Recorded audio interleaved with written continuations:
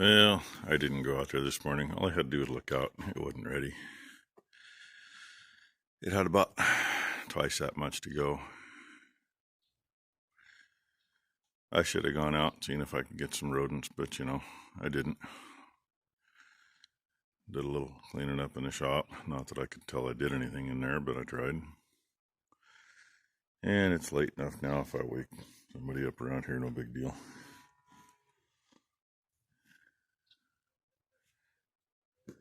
Had to do a little scratching here. That load that's on the truck will bring it to about where those two pieces of plastic come together in the middle.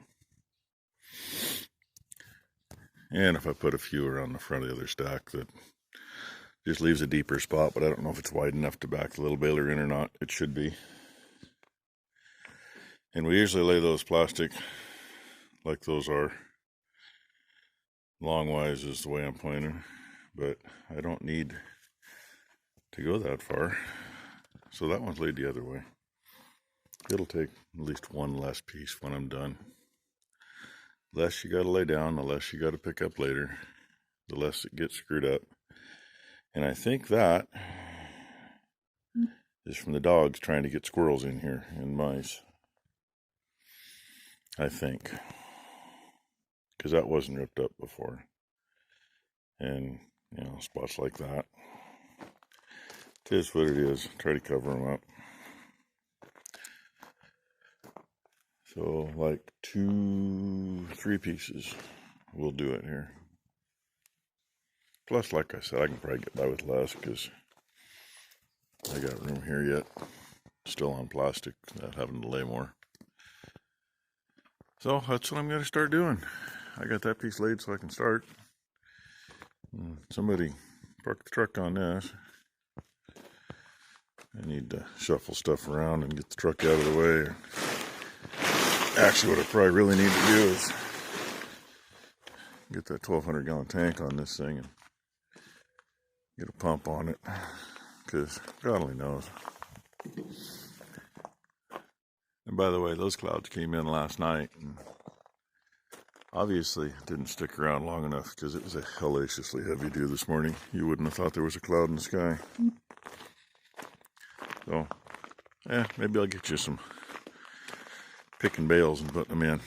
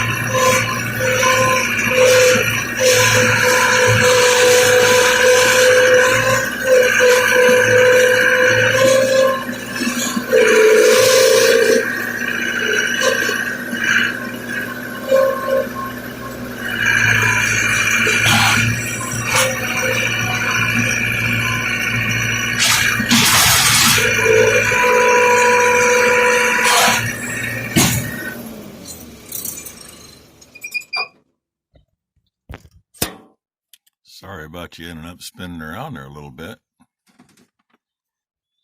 Come loose at the screw. Had it tight there. I wanted to show you some of the sideways action. There it is. There's enough room to sneak a little baler in there to keep it under cover, just because every time you get a dew, it takes more color out of whatever's in it and sets all the dust on it even harder, so it's harder to clean up later. Yeah, who knows? Maybe the truck will go in there. I don't know. The truck needs to go somewhere besides there.